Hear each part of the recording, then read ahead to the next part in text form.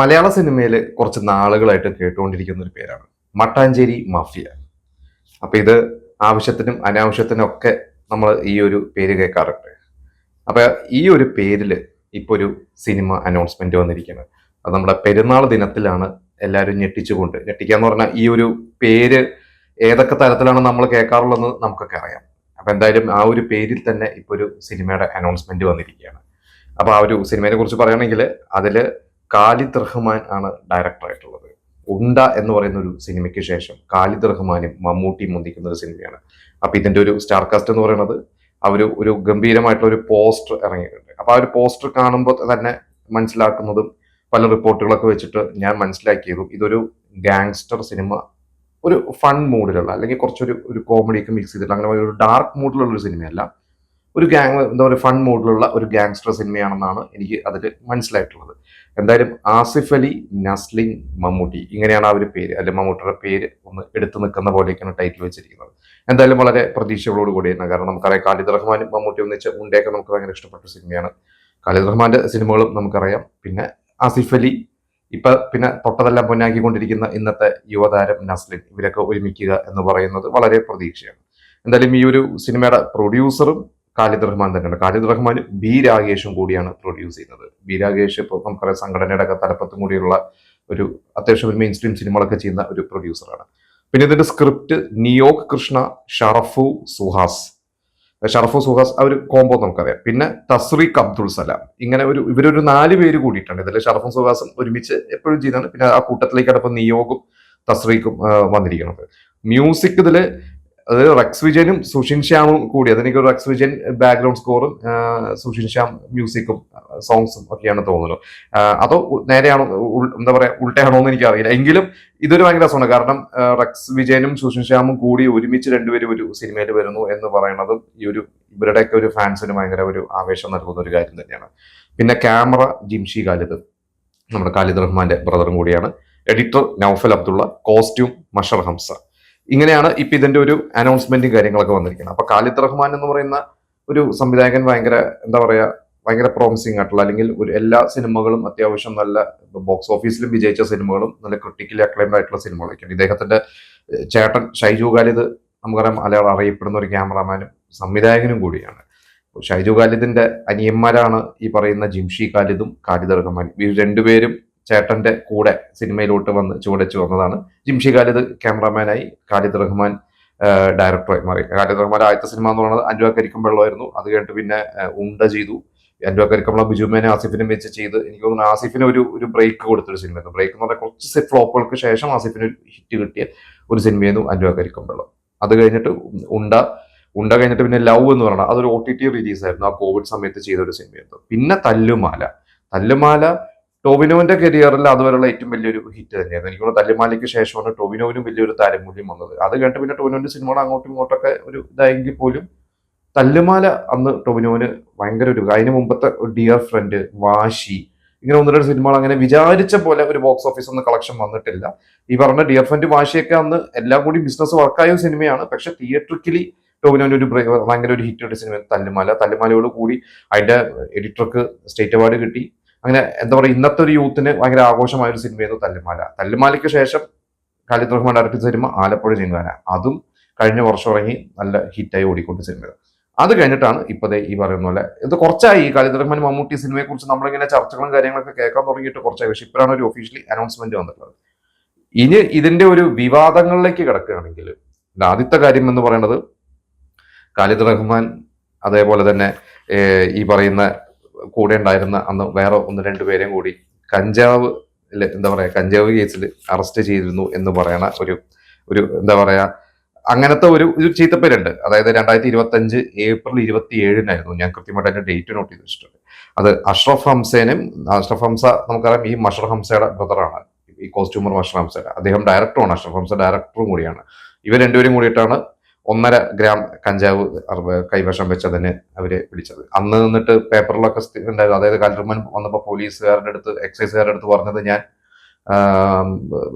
മഞ്ഞുമൽ ബോയ്സിലൊക്കെ അഭിനയിച്ചിട്ടുണ്ട്. ശരിയാണ്, മഞ്ഞുമൽ ബോയ്സിൽ ഡ്രൈവറായിട്ടായിരിക്കും കുറച്ചും കൂടി ആളുകൾക്ക് എന്താ പറയാ നമ്മുടെ സാധാരണ ഓഡിയൻസിന് അദ്ദേഹത്തിന് അറിയാം. സിനിമയ്ക്കകത്തുള്ളവർക്ക് അല്ലെങ്കിൽ സിനിമ ഫോളോ ചെയ്യുന്നവരൊക്കെ ഖലീൽ റഹ്മാനെ കണ്ടാലറിയാം.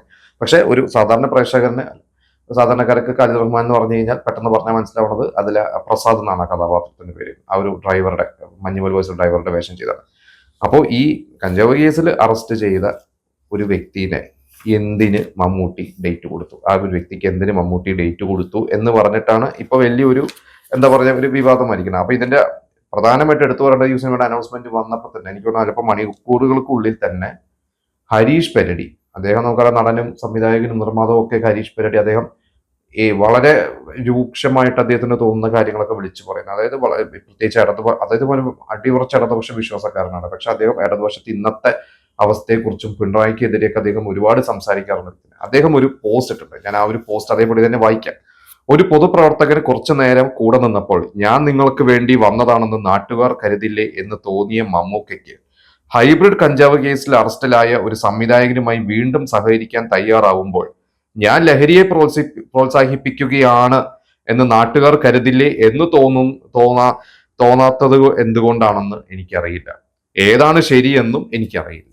കാരണം നമുക്കറിയാം മമ്മൂട്ടി ഈ അടുത്ത് ആ വയനാട് ടൗൺഷിപ്പില് സന്ദർശിച്ചപ്പോൾ റഫീഖ് എന്ന് പറയുന്ന CPM ജില്ലാ സെക്രട്ടറി വന്നപ്പോൾ അദ്ദേഹത്തോട് മാറാൻ നിന്നത് പറഞ്ഞത് മമ്മൂട്ടിക്കെതിരെ സൈബർ അറ്റാക്ക്, നമ്മൾ അതൊരുപാട് നമ്മൾ അതിനെക്കുറിച്ച് ചർച്ച ചെയ്തിട്ടാണ്, ഞാൻ അതിലേക്ക് കിടക്കുന്നില്ല. എന്തായാലും അന്ന് മമ്മൂട്ടി നമുക്കറിയാം ഓരോ കാര്യം വളരെ സൂക്ഷിച്ച് പറയുകയും അല്ലെങ്കിൽ സൂക്ഷിച്ച് പെരുമാറുകയും കഴിയുന്നതും വിവാദങ്ങളിലും ഗോസിപ്പുകളിലും ഒന്നും പെടാതെ ശ്രമിക്കുന്ന ഒരു വ്യക്തിയാണ് മമ്മൂട്ടി.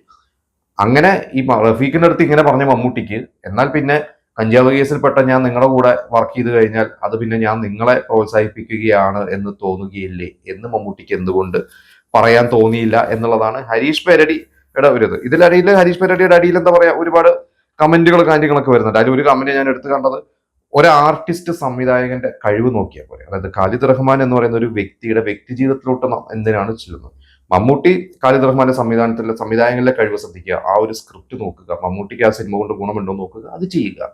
നിങ്ങൾ തമിഴ് സിനിമയിൽ നമുക്കറിയാം, ഇപ്പൊ അദ്ദേഹം ഹരീഷ് പെരടി ഒരുപാട് തമിഴ് സിനിമകളിലൊക്കെ സൂപ്പർ സ്റ്റാർ സിനിമകളിലൊക്കെ അഭിനയിക്കുന്നുണ്ട്. തമിഴ് സിനിമകൾ നിങ്ങൾ അഭിനയിക്കുന്ന ആ സംവിധായകന്റെ ചരിത്രം മുഴുവൻ പരിശോധിച്ചിട്ടാണ് നിങ്ങൾ അഭിനയിക്കുന്നത്. പിന്നെ നിങ്ങൾ ഒരു സഖാവിന്റെ കണ്ണിലൂടെ നോക്കാതെ ഒരു ആർട്ടിസ്റ്റിന്റെ കണ്ണിലൂടെ നോക്കുക. ആ ഒരു പോയിന്റ് ഒരു വാലിഡ് ആണോ എന്ന് ചോദിച്ചു കഴിഞ്ഞാൽ നമുക്ക് അല്ല എന്ന് പറയാൻ പറ്റില്ല. കാരണം ഇദ്ദേഹം ഒരു എന്താ പറയാ ഒരു സഖാവ് എന്ന രീതിയിൽ ആ റഫീഖിനെ സപ്പോർട്ട് ചെയ്തിട്ടാണ് ഈ ഒരു പോസ്റ്റ് മമ്മൂട്ടിക്ക് എതിരെ ഇട്ടിരിക്കുന്നത്.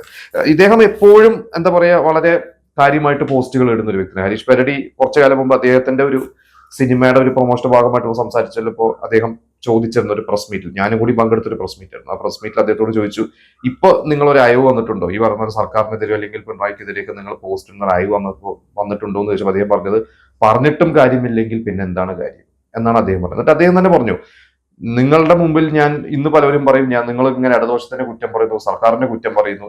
പക്ഷെ ഏറ്റവും കൂടുതൽ ഈ പറയുന്ന സർക്കാരിനെ സപ്പോർട്ട് ചെയ്ത് പോസ്റ്റ് ഇട്ടുള്ള ഒരു വ്യക്തിയും കൂടിയാണ് ഞാൻ. അത് നിങ്ങൾ എന്റെ പഴയ പോസ്റ്റുകൾ എടുത്തു നോക്കിയാൽ അറിയാമെന്നാണ് ഹരീഷ് പെരടി പറഞ്ഞത്. കറക്റ്റാണ് അദ്ദേഹം പറഞ്ഞത്. ഞാൻ നല്ല കാര്യങ്ങൾ പറയാറുണ്ട്, പക്ഷെ ഒരു മോശം കാര്യമ്പോൾ പാർട്ടി അല്ലെങ്കിൽ പാർട്ടിയുടെ അവസ്ഥ കാണുമ്പോൾ ഞാനത് എടുത്തു പറയുന്നതാണ്. അത് എന്താ പറയാ, അത് നന്നാവാൻ വേണ്ടി പറയുന്നതാണ് എന്നാണ് അദ്ദേഹം പറയാറുള്ളത്. എന്തായാലും ഇപ്പോ അദ്ദേഹത്തിനെതിരെ ആണ് ഇങ്ങനെ കുറെ എന്താ പറയാ, അതായത് മമ്മൂട്ടി ഫാൻസ് ഒക്കെ ഇപ്പൊ അദ്ദേഹത്തിനെതിരെയൊക്കെ വന്നിട്ടുണ്ട്. എന്തായാലും വേറെയും കുറെ സാധാരണക്കാർ ഒരുപാട് കമന്റ് ഇട്ടിട്ടുണ്ട്. അതായത് മട്ടാഞ്ചേരി മാഫിയ എന്ന് പറയുന്ന ഒരു പേരിനെ കുറിച്ച് നമുക്കറിയാം. അതായത് കുറച്ച് കാലങ്ങളായിട്ട്, ശരിക്കും കഴിഞ്ഞ ഒരു 10 വർഷമൊക്കെ ആയിട്ട്, അല്ലെങ്കിൽ 2010 ശേഷം നമുക്ക് എടുക്കാം, ഒരുപാട് പേര് സിനിമയിലോട്ട് ഒരു വലിയൊരു എന്താ പറയാ കുറെ പുതുമുഖങ്ങൾ അല്ലെങ്കിൽ നവാഗതർ സിനിമയിലോട്ട് വന്നു. അതിലെടുത്ത് പറയുന്നത് അഭിനയ രംഗത്തായാലും സംവിധാന രംഗത്തായാലും ഒരുപാട് പേര് വന്നു. അതിൽ കൂടുതലും ഈ ഒരു കൊച്ചി, മട്ടാഞ്ചേരി, ഫോർട്ട് കൊച്ചി പ്രദേശത്തുള്ള ആഷിഖ് കപൂർ, അതുപോലെ തന്നെ അൻവർ റഷീദ്, അമൽ നീരദ്, സൈജു കുറുപ്പ്, ഇവരൊക്കെ എറണാകുളം അല്ലെങ്കിൽ ഫോർട്ട് കൊച്ചി ഇങ്ങനെയുള്ള പ്രദേശത്ത് വന്നവരാണ്. അതിനുശേഷം ഇവരുടെയൊക്കെ അസിസ്റ്റൻസ് വന്നു സിനിമയിൽ. പിന്നെ നമുക്ക് സൗബിൻ, അങ്ങനെ കുറെ പേര് വന്നു. ദിലീഷ് പോത്തനൊക്കെ ശരിക്കും ഒരു ഇടുക്കിക്കാരനൊക്കെ ആണെങ്കിൽ ദിലീഷ് പോത്തൻ ആഷിഖ് കപൂറിന്റെ അസിസ്റ്റന്റ് ആയി വന്നതാണ്. അങ്ങനെ ഒരു ഗ്യാങ് ഉണ്ട്. ഇവർ കൂടുതലും ഇവർ പറയുന്ന സിനിമകളും കൂടുതലും ഫോർട്ട് കൊച്ചിയിലോ മട്ടാഞ്ചേരിയുടെ കഥകൾ നമുക്കറിയാം. ഇപ്പൊ ബിഗ് ബി എന്ന് പറഞ്ഞ സിനിമയിലും നമ്മുടെ ചോട്ട മുംബൈ എന്ന് പറഞ്ഞ സിനിമയിലൊക്കെ ഫോർട്ട് കൊച്ചി മട്ടാഞ്ചേരി ബേസ് ചെയ്തിട്ടുള്ള യുവാക്കളുടെ കഥ പറയുന്ന സിനിമകളാണ്. പിന്നെ ഇവർ കൂടുതലും ഇവരുടെ ഒരു കൾച്ചർ, മട്ടാഞ്ചേരിയുടെ ഒരു കൾച്ചറിനെ എടുത്ത് അതിലോട്ട് പ്ലേസ് ചെയ്യുക. പിന്നെ കൂടുതലും ലഹരി ഇതിലെ കഥാപാത്രം നമുക്കറിയാം, അത് സമ്മതിക്കുക തന്നെ വേണം. കാരണം പണ്ട് ഒരു 20 വർഷം മുമ്പത്തെ സിനിമകൾ എടുത്തു കഴിഞ്ഞാൽ, അതിലൊരു മാസ് സിനിമ നിങ്ങൾ എടുത്തു കഴിഞ്ഞാൽ അതിൽ നായകൻ ലഹരി ഉപയോഗിക്കുന്നത്, ഓക്കെ, ഒരുപക്ഷെ മദ്യപിക്കുന്ന സീൻ ഉണ്ടാവാം, ഒരു സിഗരറ്റ് വലിക്കുന്ന സീൻ ഉണ്ടാവും, പക്ഷെ ഒരു കഞ്ചാവ് വലിക്കുന്നതോ അല്ലെങ്കിൽ അതുപോലെ മയക്കുമരുന്ന് ഉപയോഗിക്കുന്ന സീനുകളൊക്കെ ഒരു 20 വർഷം മുമ്പ് മലയാള സിനിമയിൽ കുറവാണ്. അതിനെ ഗ്ലോറിഫൈ ചെയ്തിരുന്നില്ല. പക്ഷെ ഇന്ന് പല സിനിമകളിലും ഇതൊരു നായകൻ ഒരു ഹീറോയിസം കാണിക്കാൻ വേണ്ടി ചെയ്യുന്നത് പോലെ ലഹരി ഉപയോഗിക്കുന്നതും അവിടെ പോകുന്നു ഇവിടെ പോകുന്നു ഒക്കെ കാണിക്കുന്നൊക്കെ ഉണ്ട്. അപ്പൊ ഇതൊരു മട്ടാഞ്ചേരി മാഫിയ എന്ന് പറഞ്ഞൊരു പേര് എവിടുന്നേക്കൊക്കെയോ വന്നു. ഇതിൽ ഈ പറയുന്ന പോലെ ലഹരിയുടെ സ്വാധീനം ഇതിലുണ്ട്, രാഷ്ട്രീയമുണ്ട്, മതമുണ്ട്. കാരണം ഈ പറയുന്ന മട്ടാഞ്ചേരി മാഫിയയിലെ ഭൂരിപക്ഷം ആളുകളും മുസ്ലിം സമുദായത്തിൽപ്പെട്ടവരാണ്. നമ്മൾ ഈ പറയുന്ന ഒരു ലിസ്റ്റ് എടുത്ത് നോക്കിക്കഴിഞ്ഞാലും അതിലെ ടെക്നീഷ്യൻസിന്റെ പേരുകൾ എടുത്തു കഴിഞ്ഞാൽ അത് ഭൂരിപക്ഷവും മുസ്ലിംസ് ആണ്. അപ്പോൾ അവിടെ ഒരു മതം കയറി വന്നു. ഇങ്ങനെയാണ് ഇതിനെ കുറിച്ച് പറയുന്നത്. കാരണം പലപ്പോഴും പല പേരുകളൊക്കെ പറയാണ്ട് ഇതിനു മുമ്പ് പെട്ടെന്ന് എടുത്തു പറയേണ്ട ഒരു കാര്യം എന്ന് പറയുന്നത്, നമ്മൾ കുറച്ചു കാലം മുമ്പ് മേപ്പടിയ എന്ന് പറയുന്ന ഒരു സിനിമ ഉണ്ണിമൂന്തൻ ചെയ്തിരുന്നു. അപ്പൊ ആ ഒരു സിനിമയിൽ സേവാഭാരതിയുടെ നമ്മുടെ ഹിന്ദു സംഘടന സേവാഭാരതിയുടെ ഒരു ആംബുലൻസ് കാണിച്ചു എന്ന് പറഞ്ഞ് ഭയങ്കര വിമർശനം വന്നിരുന്നു ഉണ്ണിമൂന്തനും ആ സിനിമയ്ക്കെതിരെ. അന്ന് എന്റെ ഓർമ്മ ശരിയാണെങ്കിൽ ആ സിനിമയെ സപ്പോർട്ട് ചെയ്ത് ആ ഒരു സിനിമ കൊള്ളാം എന്ന് പറഞ്ഞ് പോസ്റ്റ് ഇട്ട മഞ്ജു വാര്യർ ആ പോസ്റ്റ് പിൻവലിച്ചു.